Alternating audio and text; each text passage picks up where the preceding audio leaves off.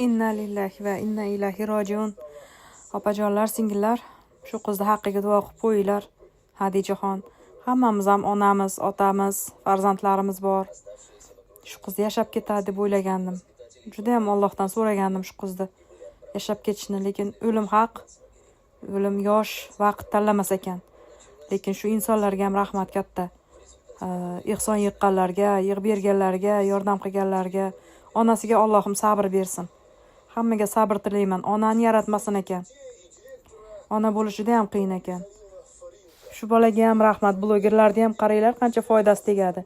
Yaxshilik ishlar bilan shug'ullansa bo'lar ekan, qarang. Kimnidir g'iybat qilib, kimnidir yomonlagandan ko'ra shunaqa ehson yig'ib, kasallarga yordam qilib, muruvvat qilib, yaxshilik ishlar bilan shug'ullansak yaxshida. Duoda bo'laylik. Inna lillahi va inna ilayhi rojiun. Allohim sabr bersin shu farzandning onasiga. Sabr.